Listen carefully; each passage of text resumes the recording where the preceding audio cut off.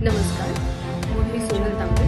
Global Maharashtra 24 news बुलेटिनमध्ये तुम्हा सर्वांचं स्वागत. पाहूया आजच्या ठळक घडामोडी.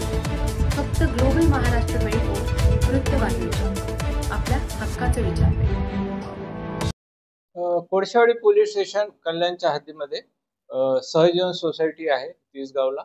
तेथे एक 19 वर्षाचा मुलगा अर्णव खरे यांनी राहत्या घरी गळफास घेऊन आत्महत्या केलेली आहे अशी माहिती मिळाल्यानंतर आम्ही तो गुन्हा दाखल केलेला आहे, एडीआर दाखल केलेला आहे. त्याची हकीकत अशी आहे की त्यांच्या वडिलांनी पोलीस स्टेशनला येऊन सांगितलेलं आहे की कालच्या दिवशी ट्रेनमध्ये मुलगा जात असताना त्याचा गाडीत चढण्यावरनं गर्दीमध्ये काही मुलांशी वाद झाला आणि त्या मुलांनी मारलं. त्याच्यात मानसिक तणावाखाली होता.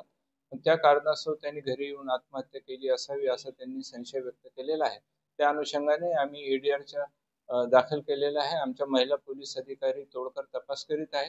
वरिष्ठ पोलीस निरीक्षक श्री गुरव साहेब आहे, त्यांच्या मार्गदर्शनाखाली या गुन्ह्याचा तपास आमचा चालू आहे एडीआरचा. हा जो मुलगा काय करत होता, ठाण्यात कशाला चालला होता? मुलगा हा शिक्षणासाठी केळकर कॉलेजला जातो असं त्याच्या वडिलांनी आतापर्यंत आम्हाला सांगितलेलं आहे. जी ट्रेनमध्ये मारामारी झाली ती काय हिंदी भाषेला मराठी भाषेत झाली? त्यांच्या बोलण्यावरनं असं सांगितलं आहे, त्यांच्या खबरमध्ये आहे की पुढे जाण्यावरनं मराठी का बोलतो, हिंदी का बोलतो, असं मराठी बोल, मराठी मुलांनीच मराठी हिंदीत कशाला बोलतोय असं विचारणा केली होती असं त्यांचं म्हणणं आहे खबरमध्ये. त्या अनुषंगाने सविस्तर चौकशी आणि तपास करण्यात येत आहे.